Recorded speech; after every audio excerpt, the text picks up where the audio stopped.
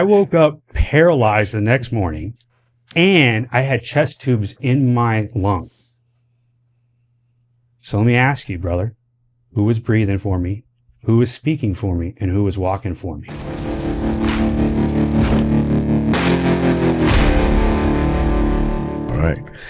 All right, man.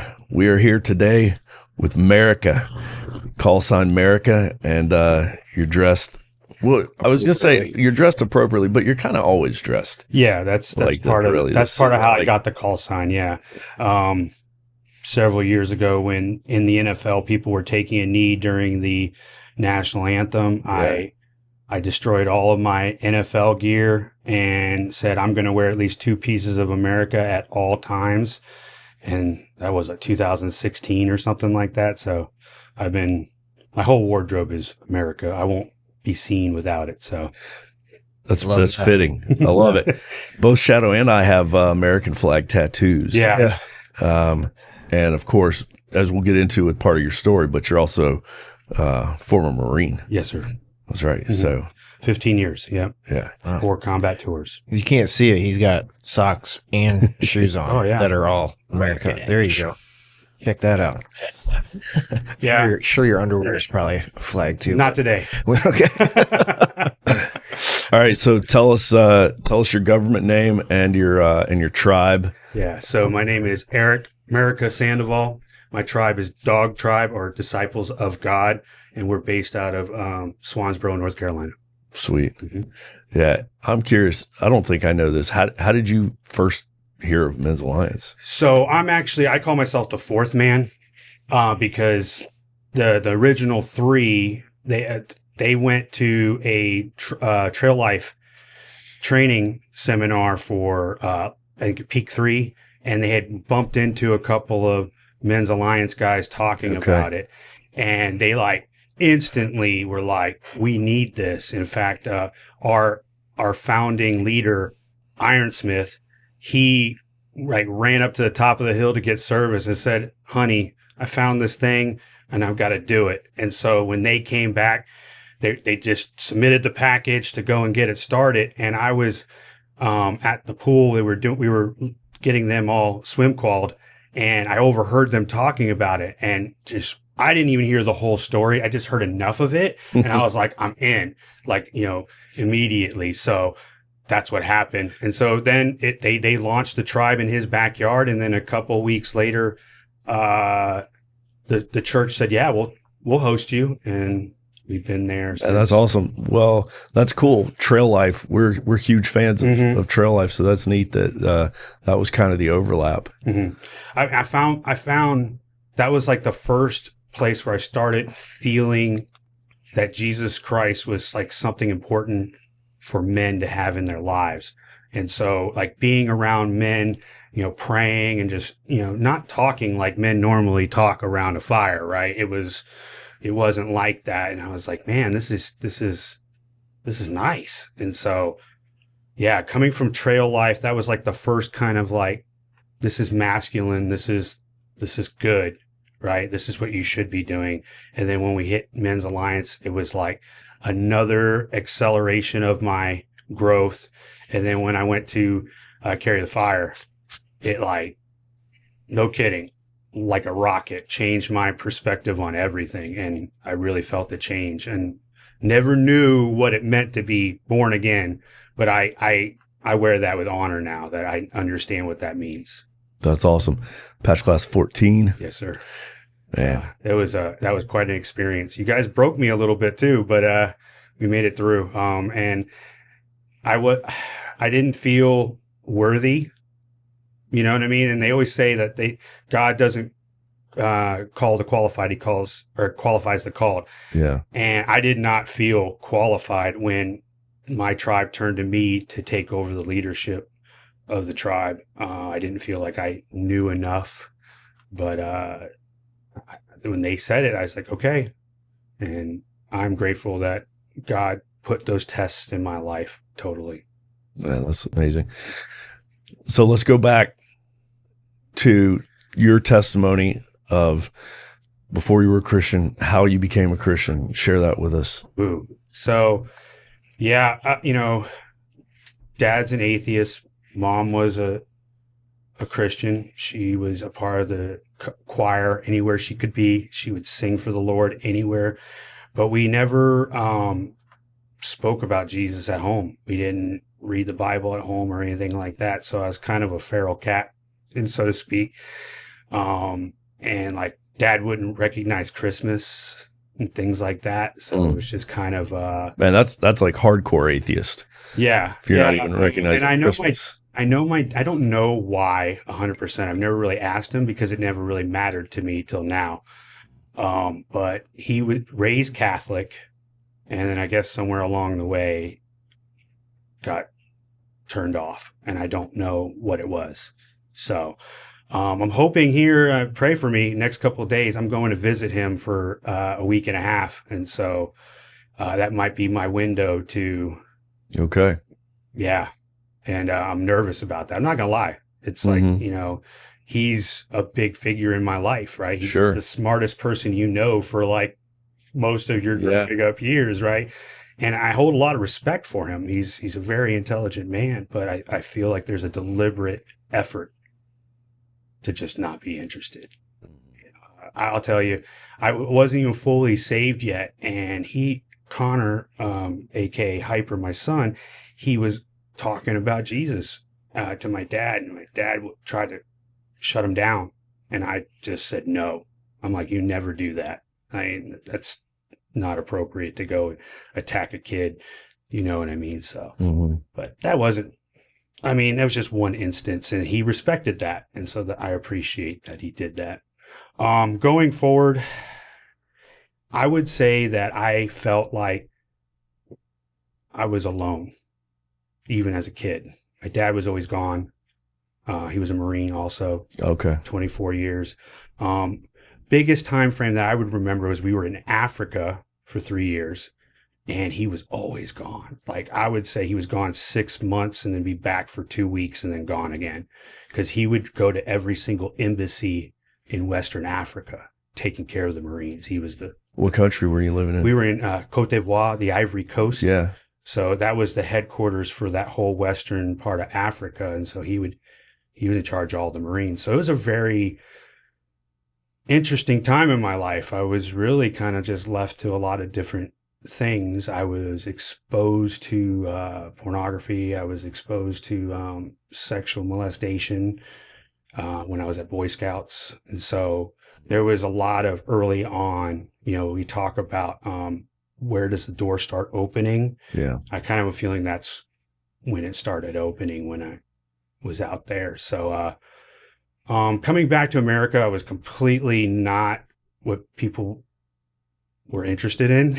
I was like, 10, 15 years behind on style and music and culture. Like how old were you when you lived in Africa? I came back at 13. Okay. So it was 3 years. Yeah, 10 to 13. So those are really big. Yeah. And so I came back and I got made fun of. I got told to sit in corners and be quiet. And they didn't understand this kid from Africa. So, it was a challenge. And then, honestly, it was the Jezebels in the world that kind of got to me. I kind of got as like, I need a woman in my life. You know what I mean? That's what I need. And I kept reaching for that as I became a young adult, right? Making really bad decisions on who I was going to get married to.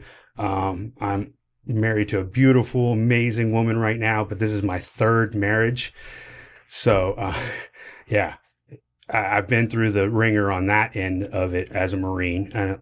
I'm sure you have military friends that lost marriages to the military. So I'm on that group. I mean, I hate to admit it, but I'm probably that Lance Corporal that you guys were like, oh no, keep him away from women, okay? Because he's just gonna go and marry every single. You were the reason for the safety brief. Yes, absolutely. They were talking right to you. Yes, absolutely. Every weekend. Every weekend. Yes. Yeah. Or the Liberty brief. Liberty brief. Yep. Yeah. But yeah, so that's pretty much, leading up into the Marine Corps, and I found purpose in the Marine Corps. Don't get me wrong. I love being a Marine, and still it had all its pros and cons. But now that I'm saved, I look at it like the Romans, right? Like the Marines is like the Romans. They were, I was, if I would have heard the word, I've been able to disseminate it across the planet because I traveled all over, you know, Iraq, Afghanistan, you know, all over the Middle East, you know, Oman, everywhere. So I think my last count was 44 countries that I've been to. So wow, yeah, that's a lot of travel. Yeah. What'd you do in the Marine Corps? I was an artilleryman. Oh wow, Pull string, go boom. I've always wanted to do that. Yeah. Just once. I just want to. They make it look so cool when they do it too. Just real short. Yeah. Death from a distance, right? Yeah, definitely. I put thousands of rounds downrange, and I fired 3 different weapon systems in combat. The 198 during the invasion, and then the 777, which was the replacement artillery piece for it, and then I did HIMARS for a deployment, which is the rocket launcher. We want to talk about reach out and get somebody. Yeah. Yeah. Those suckers could go. Yeah.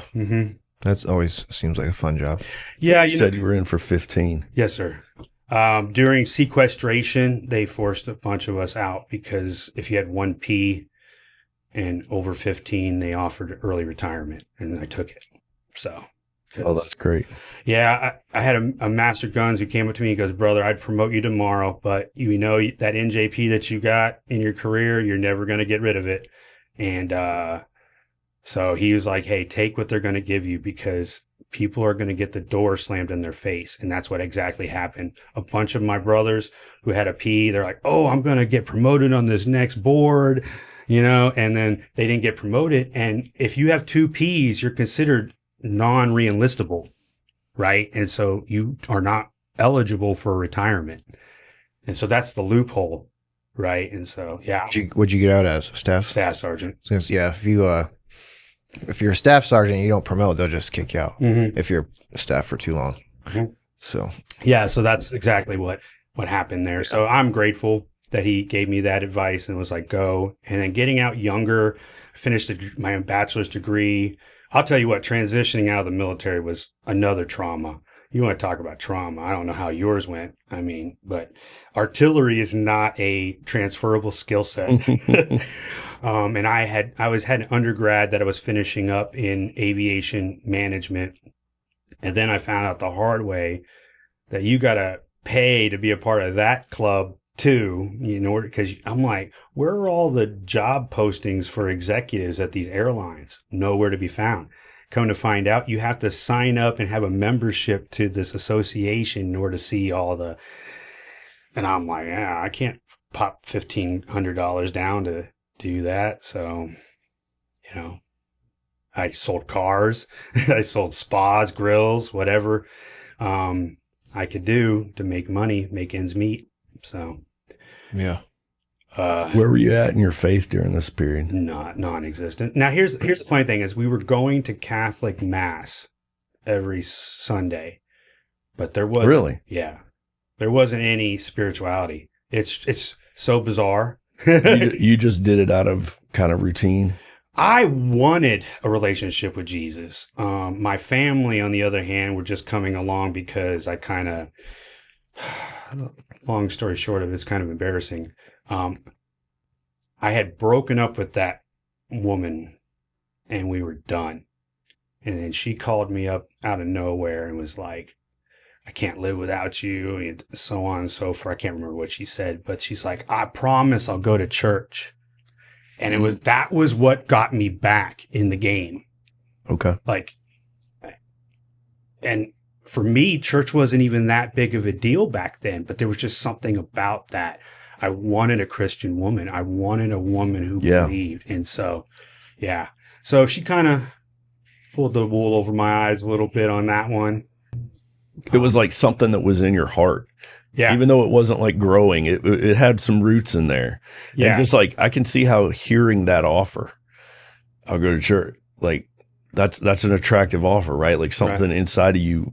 Like, yeah, it'll be different this time. Was pulled to that. Yeah. Well, because my first ex-wife, I wasn't expecting to be talking about this, but this is where we're going with it. My first ex-wife was a Wiccan.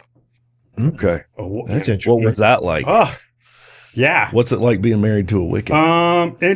Yeah, it's a lot of shopping for, mythical trinkets and, creating potions and, stuff like that. I mean, I didn't really buy into any of it, but I tried to be supportive. I hate to say it, but I learned how to do palmistry, like reading palms and stuff like that. And I know that's like, when you read the Bible, that's not what you're not supposed to be into that. Mm-hmm. But I did that for a little while. But like I said, there's once again, the door just kept creeping open to the sin, right? And so, yeah. So like to hear this woman say, yes, I'm going to go to church for you. That was very enticing. Like you were saying, I'm like, it's just something about being a part of a godly family drew me in, something about like the stability of it. I already had one divorce under my belt, and that was during the invasion of Iraq, by the way. I went to the invasion of Iraq, and back then we didn't have cell phones and there was no comms at all. I got one half-hearted letter halfway through the deployment, and then I called home finally, and I could tell in her voice it wasn't good. And I was like, can you just tell me, do I have a wife when I get home? And she's like, I don't want to be married anymore. That's the worst. And I can believe that Jesus intervened on my behalf in many moments. That was one of them. I never forget that it was a short walk, but it was the longest walk I had taken in a long time. It was dark out, and I had my rifle with me, and it was like, well, why don't we just go over here behind this Connex box? Or why don't we just go over here? Let's stay away from where the people are sleeping. Let's just go and take care of this. Like, that's just, but then I like wobble back towards the tent. I just kept kind of like, it was really this weird song, like kind of like I was barely walking, but then I was almost falling over. And then I finally got to the tent, and I'll never forget one of my really good friends, Kwame, God rest his soul. He was there, and he wasn't a faith guy either, but he was loyal. Right. And I remember coming into the tent and trying to be real quiet. And I'm like, hey brother, I need you. But the tone that registered, it woke everybody up because they could all hear me. Yeah. And they all instantly kind of like stop breathing for a second because they knew there's that dear John. You know what I mean? And so like, I kind of had this like, I recognize that. I recognize that each one of my brothers in that unit felt what I was going through in that moment. And so Kwame took me out, and I smoked every single one of his cigarettes. But he kept me right there. He stayed up all the rest of the night until the next morning, went and got the MO and the chaplain. And, I was like, hey, can I just hand over my rifle for a little while? Like, until I'm good. And they're like, yeah. And so I just worked nonstop, sun up to sun. I just kept going all night until I passed out underneath a 7-ton truck. And then they posted a watch on me until I woke back up. But it was hard. Yeah. Back then at deployments, it's just communication. It's just letters and like you said, a phone call, maybe once a month, maybe. Not even. What it was is they literally set up the SATCOM that they would use to communicate in the battlefield. They basically just redirected it to communicate with home. Yeah. And so you had to pay to call home. Yeah. You had to use your credit card and call a operator and have them patch you in and use a credit card. So yeah. Cause I remember having a phone call with my wife or whatever, and just the small, if things aren't perfect on her end, or if we have the tiniest little, you have 4 or 5 months to think about it, and just tell yourself stories. Yeah. Like Goose says, and it's the worst. So you get something like that. And in the Marine Corps, in my experience, a guy gets, Dear John, or we're breaking up. It's, oh, are you angry? Are you mad? Good. use that to go kill people. There's no, oh, it'll be all right, take a day off or whatever, so it's like use that to, and then that's how guys make stupid decisions and get themselves killed or other ones. But unfortunately, it was at the end of the deployment, so we were packing up to go home. Okay. You know what I mean? So there wasn't any vengeance to be had at that moment. Right. So, but yeah, I know what you're saying. Totally. Man. Yeah, it was rough. But that wasn't even like the hardest one. So like, I was thinking about, I was like, what would I title this podcast? I would say probably There's Life After Any Tragedy. And that's something that I've been saying for a long time. I had the other misfortune on one of my other deployments to get NJP'd, which if you don't know what that is I messed up and they punished me, right? So it's like I lost my gun section. I was put on restriction. And in the middle of that, a shot rang out in the middle of the night, followed by a cry for help. One of my Marines, and I never forget that his call was so unnerving, right? And I just jumped up, put my flip-flops on and ran across the desert. And I could see in the distance, they had the red moonbeam kind of like, on, and I could see someone was down on the ground and I could see people moving around the circle, but no one was going into the light. And I'm running towards the light and I see this silhouette and I blow past this silhouette and it's the corpsman. And I get closer and I'm like, that's one of my Marines. He's down. Like, what's going on? And so immediately I started, I sternum rub, trying to see if he's alive, like what's going on. He's not responding. His breathing was completely like, I couldn't even repeat what it sounded like. It was just this. I was like, that's not good.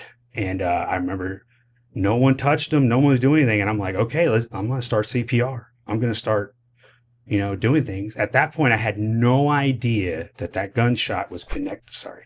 That gunshot was connected to what I'm coming up to. Mm. And I'm in the middle of CPR and the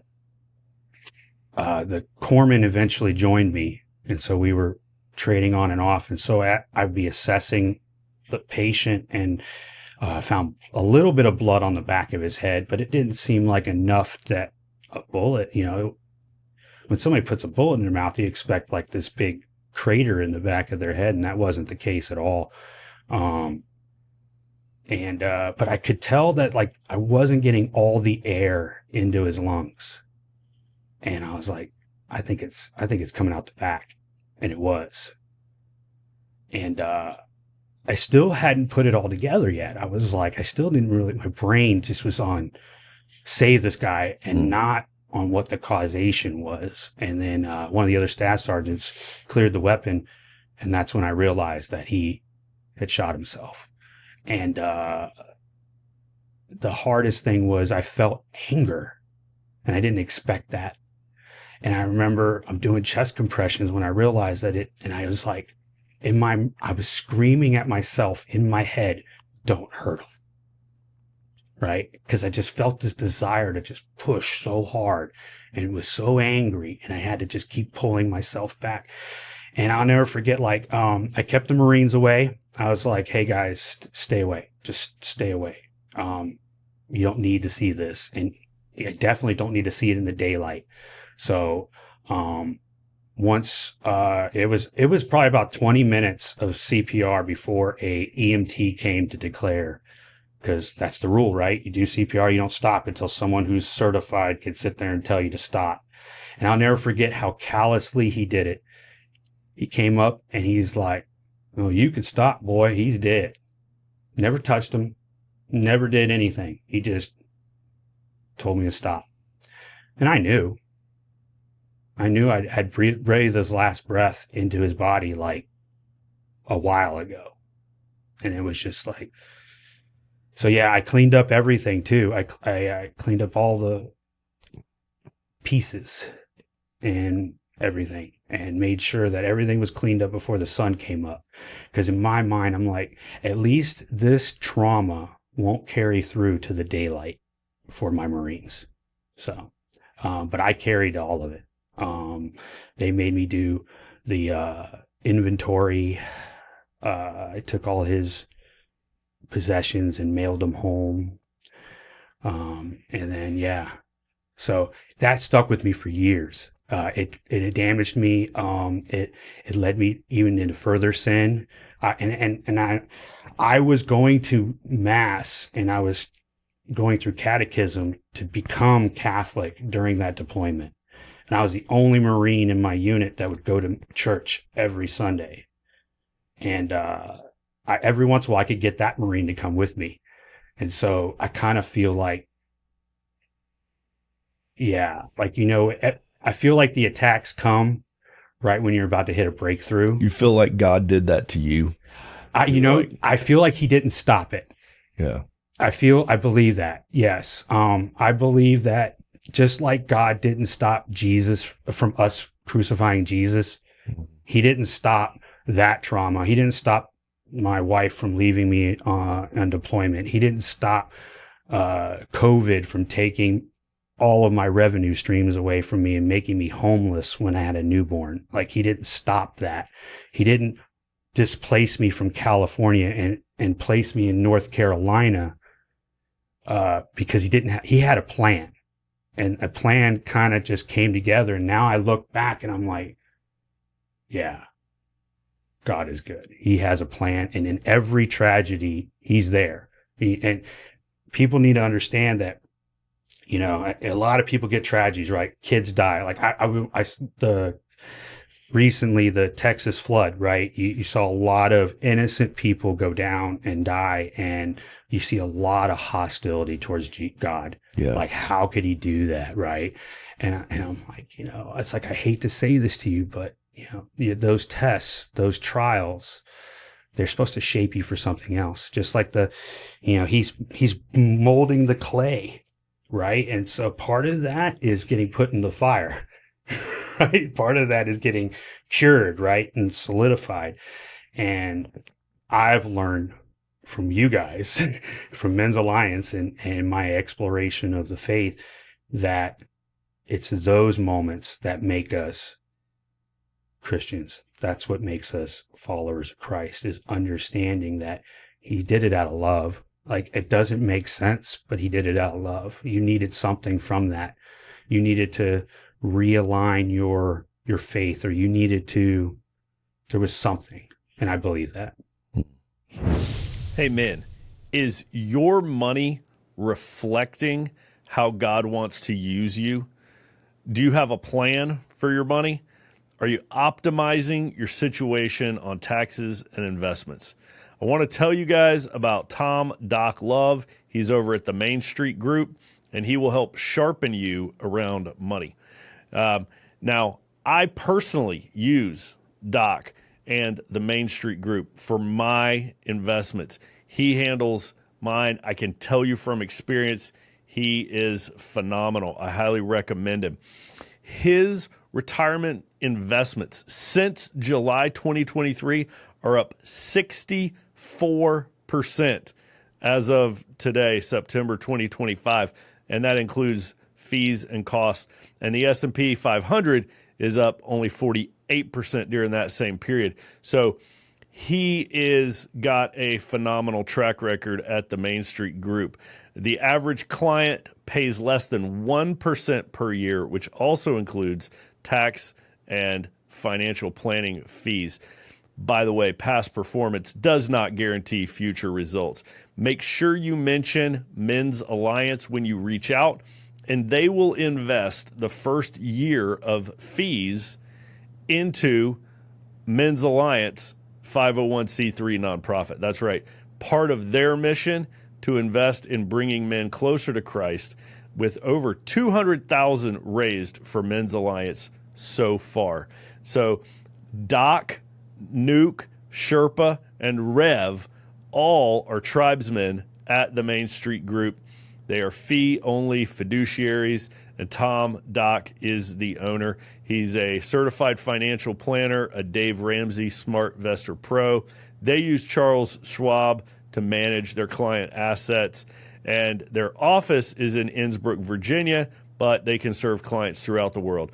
With Tom, you get a guy who has been recognized as the #2 financial advisor by the Richmond Times-Dispatch, #1 in Style Weekly, and a top 40 under 40 advisor in the country in 2019. He's also been recognized by the Wall Street Journal, Fortune, and Forbes magazine. Dave Ramsey and Charles Schwab are separate entities, of course, from the Main Street Group. So check them out if you're looking for any sort of financial advice, planning, investments. You can't beat the Main Street Group. Call Doc and tell him you're with Men's Alliance. Man.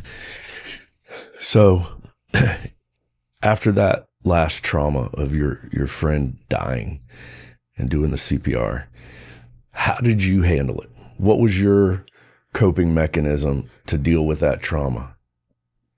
I'll be honest with you, I didn't. Did you just stuff it down? I stuffed it down, just kept working. But I believe Jesus shielded me just enough to keep me on this side of the ground. I believe that. I believe that he's like, this is going to hurt. But for some reason, and I've asked that question many times, because if I look back, and I did a podcast on suicide. That was my first podcast that I did. And I look back at my life, and there's this list of like all the things that cause people to have suicidal ideations or commit suicide. Financial issues, relationship issues, sexual molestation, and the list goes on and on and on. I have every single one of those. I've been exposed to and been heavily impacted by every single one of those. And so that's the question I've asked often is why? I mean, we haven't even talked about my motorcycle crash, 2016. My second wife, the one was going to go to church. We called it quits. It was done. It was over. And so I bought a motorcycle.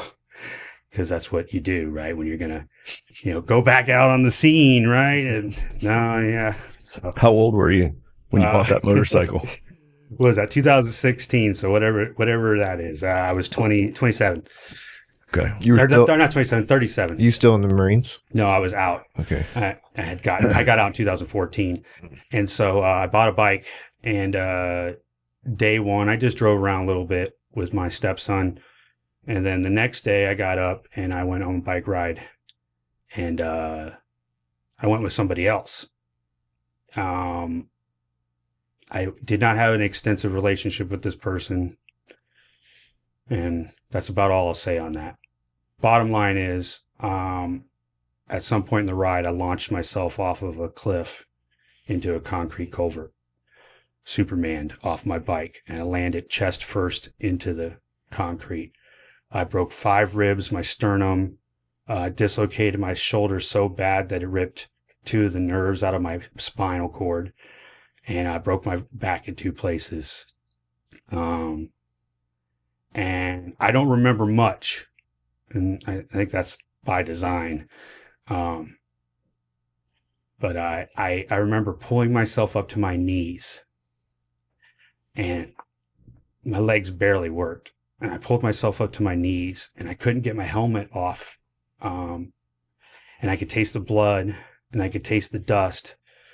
And I just remember saying, thank you. Like a self-assessment of my body, all the military life-saving training that I have. I'm like, I'm broken all over the place. I'm not making it out of this ditch. And I just said, thank you. That's all I remember. And you thought you were going to die? Yeah, absolutely. And you were thankful for that. Is that what you're saying? It just said thank you. I would say I think it was more along the lines of just thank you for me being alive. Okay. Just clearly he was talking to God. Were you riding right before that accident? Were you angry? Were you riding? I don't remember. I know that there was some stuff going on in that ride. And it had to do with the ex-wife. But yeah, But I just said thank you. And next thing you know, I woke up in the hospital the next day and they were like, we need you to sign for your emergency surgery because we can't find your wife. And I went to go lift my arm and my arm didn't move at all. It was dead. And so I had to just basically put an X on the thing, and then went into surgery. And I remember waking up afterwards and just saying, well, what's next? Like, what do I do now? And the crazy thing is you would think I was saved at that point.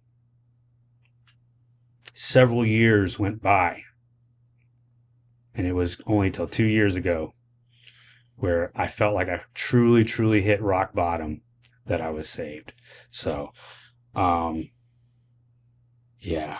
So anyhow, I did some interesting things that aftermath of that was, I was going to different doctor's appointments and go to this one doctor's appointment and, I see this nurse, he's doing my vitals and stuff. And I'm like, you look familiar, bro. Mm-hmm. And he goes, yeah, I was in the Navy. I was like, did we serve together? And, you just like you do, right? Hey, when, where, and nothing lined up. And he wouldn't tell me anything else. And so he went out about his business. And then I went to another doctor on another part of the town. There he is again. I'm like, bro. He goes, hey. And I was like, where do I know you from? And then, of course, the doctor comes in. He skirts away. He doesn't tell me. I run into this guy again at a veterans career day, like a career seminar. And finally, I corner him. I'm like, bro, I know you. Where do I know you from? And he looked around, and I had some other friends, military friends around. He goes, it's HIPAA, but if you give me permission, I'll tell you. I was like, tell me. Tell all of them. And he goes, I was working the ER when you came in from your crash. I stayed with you for the first 4 hours that you were in the hospital. You died 4 times and was brought back. How do I know what he looks like? It was like the weirdest thing. Like I could tell you, I could spot that dude a mile away, but I wasn't awake. Yeah. So I believe it's my spirit that recognized him. You know what I mean? Yeah. And so he pieced more pieces to it, the puzzle, and more of this, like God was in that moment. Was that the first time you'd heard that you had died on the table? Mm-hmm. Yeah. That was the first time. I had no idea. No one told me what, it wasn't really in. But yeah, when I was in the original ICU, he said I crashed out 4 times. And so I was like, wow. And then the other interesting thing was the notes from the ambulance drivers was fascinating. So it said, we arrived on scene to an unresponsive, presumed dead individual. Because the 911 call that came in was, hey, there's a dead guy in my ditch. Like I wasn't moving. I wasn't doing anything. And they said that they parked the vehicle. I rose, walked out of the ditch. They opened up the back. I got into the stretcher, explained to them what my injuries were, and then both my lungs collapsed. I woke up the next morning paralyzed. That's like the most Marine thing I've ever heard. I woke up paralyzed the next morning, and I had chest tubes in my lung. So let me ask you, brother, who was breathing for me, who was speaking for me, and who was walking for me? Chesty puller. Way better individual than him. And you know what? And this is where some people are intimidated to say it. I'm saying it was Jesus Christ. Yeah. Now, I believe that there have been times where he sent down an angel, and I probably have like a whole bench of beat up angels, like broken wings, busted up face. And then I have a whole other row of angels just waiting to get in there and tag in, right? you know, those near misses where like the bullet missed my head by like that far, like that was an angel just kind of doing that. But that moment, I believe Jesus Christ came down in that ditch and walked for me. So, All right. So you're recovering, you're in the hospital, and bring us to the point where 2 years ago, where you reach your rock bottom. So I had gotten remarried, and I still wasn't walking anywhere close to what God wanted me to walk. And the PTSD was hitting me hard from losing the Marine, and I had a bunch of other things going on. My mom got dementia. I got fired from my first job ever. First time ever getting fired from a job. Like, I was working on base as a TRS facilitator. If you don't know what TRS is, that's what Marines and service members go through when they transition out. It's like a 3-day seminar. I got fired for speaking the truth. And so I was in the lowest of low places, like really wanted to kill myself, really was vocalizing that to my wife, like just really ran out of the house with the gun at one point type of thing. I kind of forgot about that. But yeah. And so she sent me away up to this veteran trauma, like a retreat up in Pennsylvania, and it got rained out, or not snowed, was going to get snowed out. So the last day we retrograded down to the hotel right by the airport, and me and the guys were like, we were going to go celebrate. So we went and had a meal together, and we're drinking. And I had not realized that I had a drinking problem, and I'm not the guy who had, chugging 24 packs. I'm not that guy. What it is when I'm around the Marines, soldiers, sailors, airmen, and we're out there like kind of like getting into it, I just don't know how to turn it off. I don't know how to stop. And I drank way too much during happy hour. And then that went to like, let's keep the good times going, and I was drunk and I kept going, and I was like, hey, let's go to this bar. And then, hey, and then one of the guys mentioned, let's go to a strip club. And that's not what my wife would have wanted. And I did not reach out. I did not confer with her. And I went.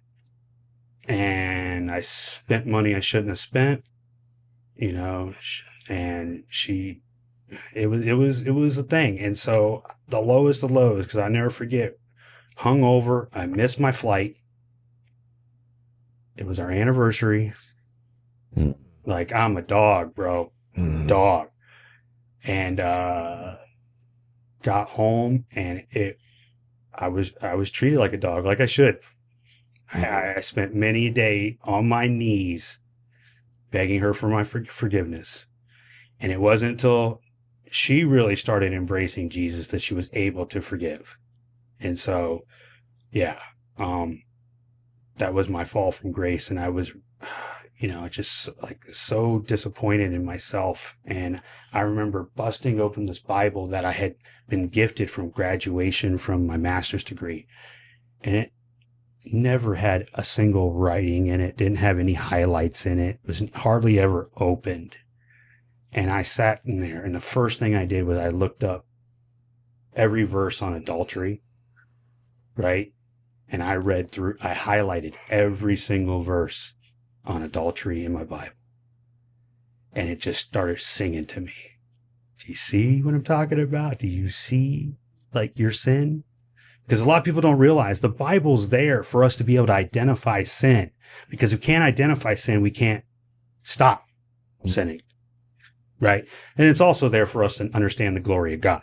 But, the first thing I got out of it was like, I'm messed up. And then I remember reading a passage where it says, the generational sin, right? Being passed down from, father to son. And I was like, man, I do not want my kids coming down that road. And so, yeah, just started, I I was in solitude for a few days in the trailer, just reading the Bible, trying to figure it all out. And then she let me back in the house, and things started mending. But then I was like, yeah, I gotta keep being right and just keep going.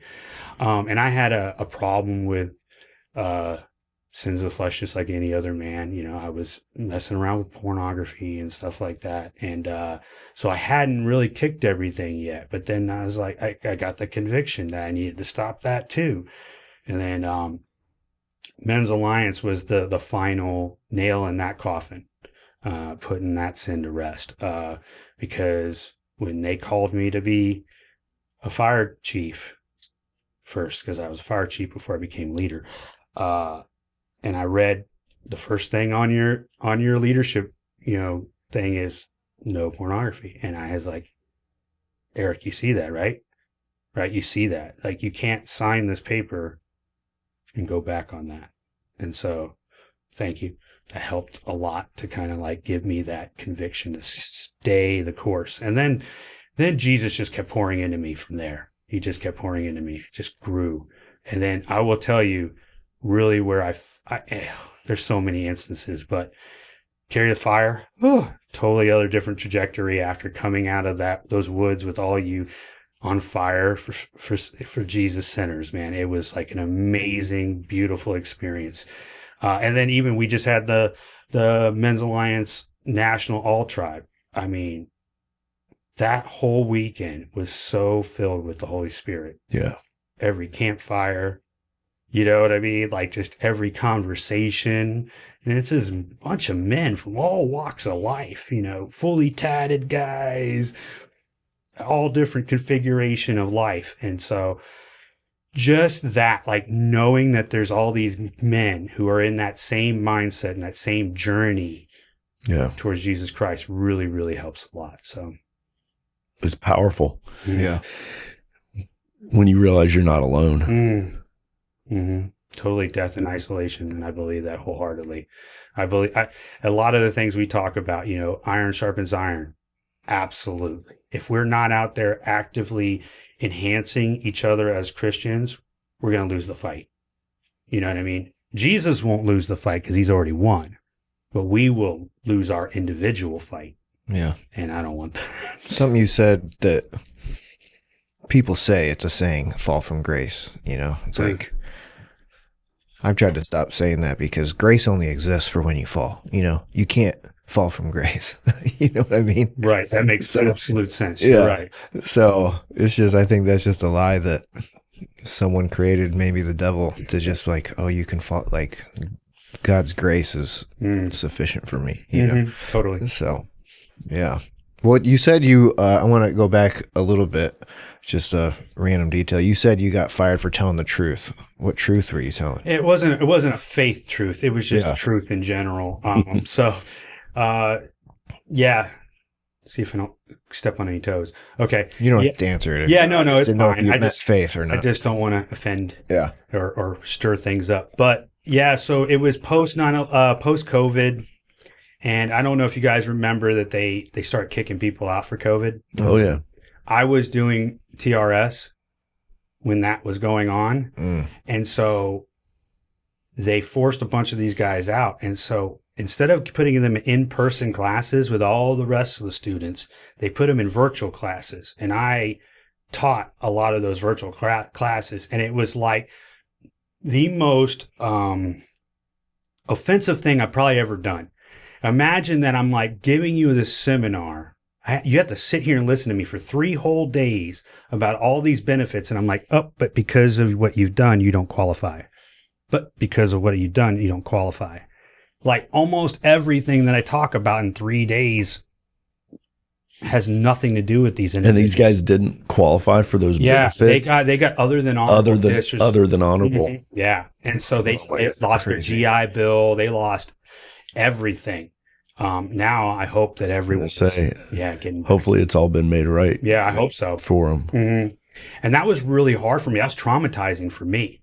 I was angry. I was undone. Like I would get off of those Zoom meetings and just be like, this is crazy. I can't believe that we're doing this to these people.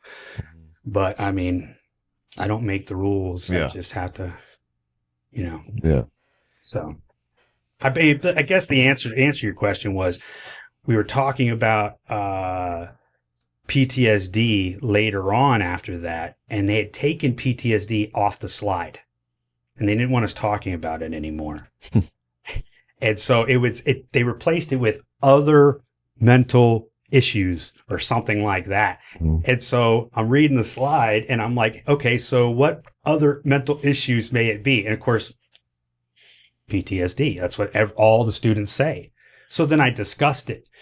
And one of the students submitted an ICE report on me, saying all kinds of, she twisted everything that I said around.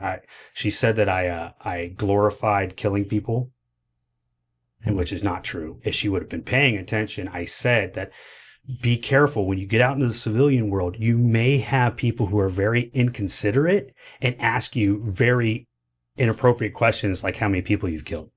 Yeah. I had that happen at one of my previous jobs, where people who wear suits. Yeah.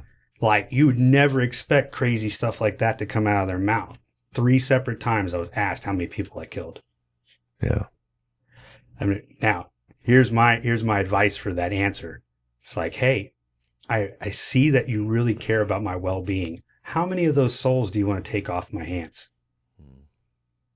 Because why else are you asking a question like that? I mean, do you want to see how vile of a creature I am? Because I think it's a cliche question that people see or hear in movies, and they think it's funny maybe to ask. You know, I have no idea. Yeah, I have no idea. Yeah, Yeah. So I hope you never get that question asked to you, because it's hard. It's like, really, like, you know, I didn't sign up to be a Marine for the express purpose of ending people's lives. Yeah. I became a Marine so that I could support and defend the Constitution against all enemies, foreign and domestic, and bear true faith and allegiance to the same. That's what I swore an oath to. So, yeah. Just say I could tell you, but then I'd have to kill you. and see, I don't want to threaten people either. You know what I mean? Like that's a funny. We have to train people, civilians that don't know any better. Sure. We have to train people, and we just say, hey, you know what? That's not an appropriate question. Yeah. You know, just that simple. Say, hey, you know what, man? That's really not an appropriate question to ask a service member. Yeah. Because they don't know. Yeah. It's hard. I mean, you would think, right? You would think that, like, yeah, that's not something I want to talk about, but okay. Yeah. Man. Your story is one of so many different traumas and different chapters, right? You've got this Dear John moment on a deployment. You've got a friend dying in your arms. You've got divorce. You've got this motorcycle accident. And then you've got this kind of like rock bottom moment that turns you towards your Bible. Right. And all of a sudden you just started reading it. And I've been there. I've had that moment where all of a sudden, like, I just start opening this book and just start reading. And I think when we do that, one of the most common things we feel is like, why didn't I do this sooner? Why didn't I turn to this book a lot sooner in my life? I could have spared myself a lot of trouble if I would have gotten on this path sooner. If you could go back and talk to that version of you that was on that long walk to your tent that night, you're walking from the phone call to your tent, you've got your rifle. How would you tell yourself to handle that? That's a hard one, because I believe that the path that we are laid out is specifically designed in the way that God wants it to be. So I probably wouldn't say anything to me. I would just leave it in God's hands, because where I'm at now, I wouldn't trade it for anything. Yeah. You know what I mean? So that's my answer. I wouldn't try to change it. You ever watch the Butterfly Effect Yeah. Keeps going back, it keeps getting worse. I can imagine that's exactly, I'm a flawed individual, and I promise you that I would just make it worse. So I wouldn't say anything at all. But what I would say to individuals that are dealing with traumas, like right now, if you're listening to the podcast, one, Jesus is real and that he has everything that you need. And so in those moments when you feel like you lost or you just want to end it all, reach out to him. He's got you. But yeah, for me personally, I think I needed that long walk. Yeah. So tell us, what's your life like now? Give us a snapshot of where you're at now in life. So happily married. I got 2 amazing boys. I got Hyper over here, and then I've got another little one. His name is Merrick, or Mini Eric. Yeah.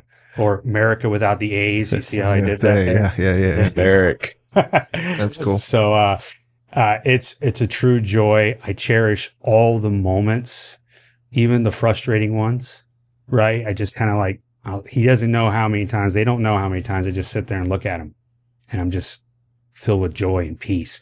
So I'm in a place of peace. Is my life any easier? No, I'm still struggling, financially struggles. Everybody has those different struggles.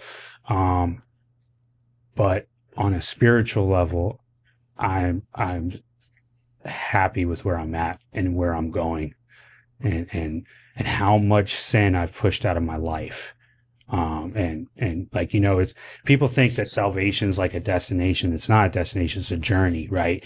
And it's like, James says, right, it's all about the works, but you got to understand, right, that Paul says, oh, you're saved and that's it. Well, of course, the thief on the cross, his last act in existence was faith. So of course, that's all he needed. But if you come to Christ earlier in your life, you are convicted to make those changes, and you have to keep making those changes. And so that's where I see, you need to do that. And that's where I'm at right now, is like, I'm constantly convicting myself of the next thing that God wants me to change in my life. Yeah. The sanctification process is a lifelong journey. Yes, sir. Yeah. The being born again is just the start of this new life. Yeah. And so God blessed me with a new job. I started at Liberty University, so I help support the veterans and service members. Oh man. Yeah. I mean, God gave me a great gift. And so like I get a chance to support the service members. I can pray with them. It is so rewarding, right? And I can do it from home, and it's like awesome. And then I found out the cherry on top is they're going to pay for more education. So I registered for Christian Ministries undergrad. And my first 2 courses is Old Testament and apologetics. Oh man. Right? That's awesome, man. Yeah. So that's where my goal in my heart of hearts now is, I believe that Jesus has given me the ability to communicate and different ways with different people from all around the world. That's why he sent me all over the place. Yeah. I can communicate to, an Ivorian or a Nigerian or, wherever they're from, and I can meet them there and communicate to them about Jesus Christ where they're at. And so, God gives us these fruits that aren't for us, right? The tree does not eat the apples that it makes. They're for everybody else. And so that's where I'm at right now. That's the space I'm operating in right now, if that makes any sense. That's exciting. And tell us, you just started a podcast. I'm trying to, yeah. So that was one of those things that was just really convicted me. I was like, I feel like I could talk to more people if I just put it out there on the internet, right? Yeah. And just put it out there. So my podcast is called Hidden Treasures with America. Yeah, So I love it, man. So, because Hidden Treasures, I felt convicted. I'm like, I'm learning these things about Jesus, and people need to understand it too. And so that's, yeah. What platforms are you on? I'm on YouTube right now. I haven't really figured out how to tie everything together. So there's only a handful of videos out there right now.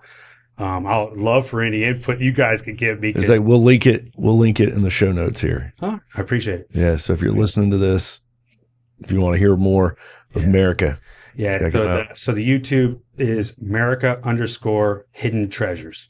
Okay. So yeah, man. Well, we appreciate you, brother.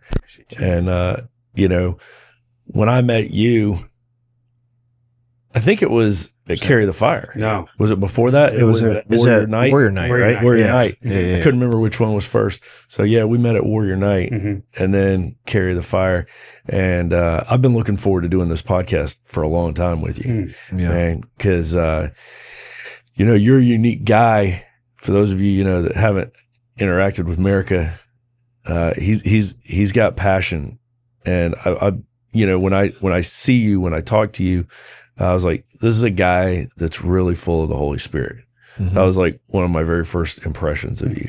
It's like, this is a dude who is a bold ambassador who God can use this guy. Right. And so getting you on this podcast, hearing your story, man, this has been like a real gift. I appreciate you sharing it with us. I appreciate it too.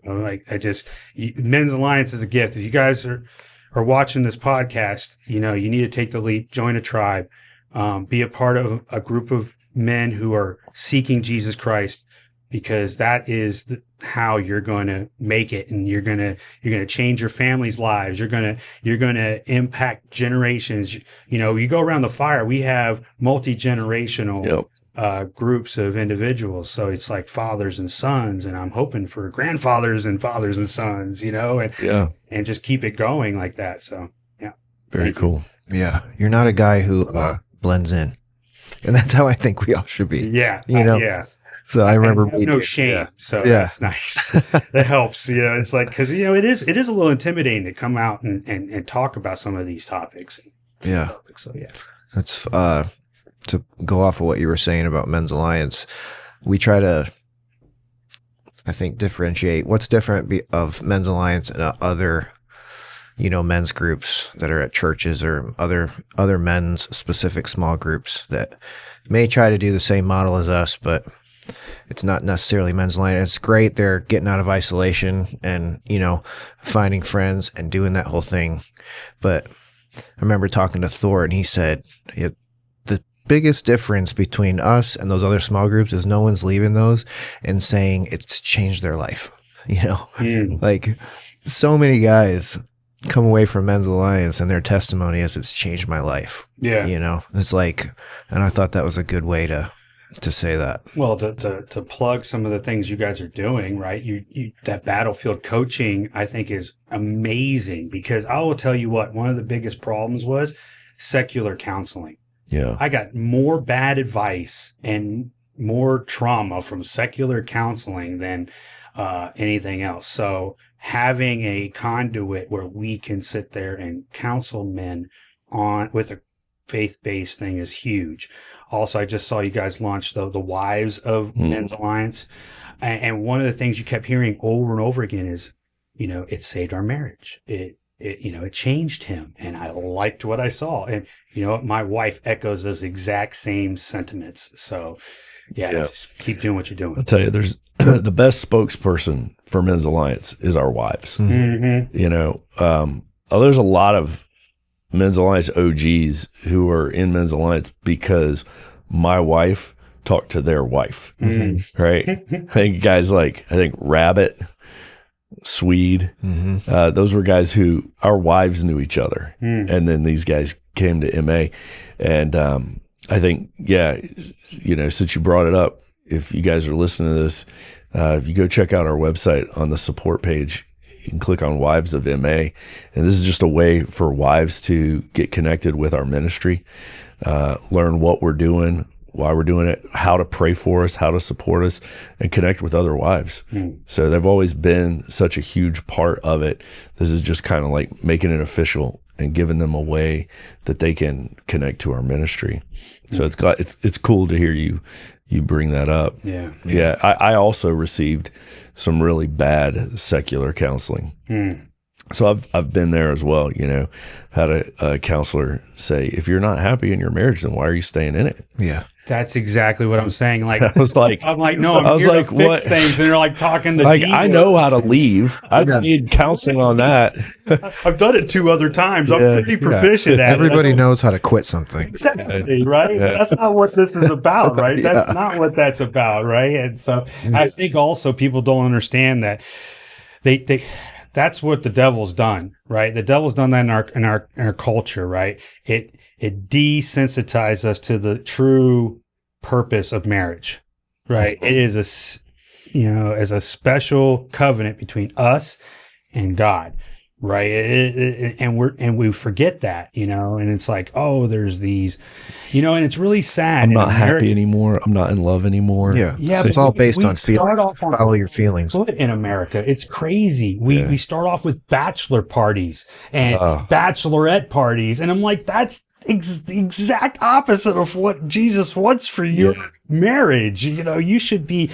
I remember a long time ago they would say that the women would go around and they would like cook together and they would sew together and then they would share, good, godly advice, right? And I think Men's Alliance, I think we should definitely do something like that when we find out one of our men are getting married. Hey, take them out into the woods and then pour into them knowledge, wisdom from the book. You know what I mean? And that way. Yeah, the night before a wedding should be filled with prayer. Right. Yeah. You think about that. Not sin and gluttony and perversion. No way. Yeah. And I think, and there's other things that our society is doing. And it's like, okay, guys, if you didn't read the Old Testament, we're doing the exact same things. We could do this podcast all day talking about how the whole country has desensitized to perversion and all this stuff. I mean, pride alone. I mean, pride is one of the 7 deadly sins, right? And we try to glorify it. Yeah. No, you're not wrong, brother. Mm-hmm. Man, this has been awesome. Thank you so much for your time. Thanks for sharing your story. Right. And it's not over yet either, right? No. It's just really beginning. Right. And so I can't wait to see how God continues to use you, and it's going to be big. Yeah. Whatever his will is, that's where I'm at now. It's whatever his will is. And so I'm not pushing harder or, anything like that. I'm just, if he convicts me to talk about something, I'm going to talk about it. And so thank you very much. I really do appreciate it. You guys are very special in my heart too. So thanks for coming on, man.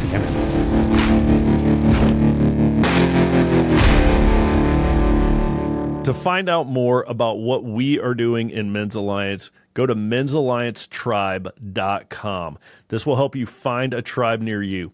We have grown so much over the past few years. There are thousands of tribesmen all over the country in hundreds of tribes. We're growing every single week. Go to men'salliancetribe.com, find a tribe near you, or maybe you're the man to start one in your area.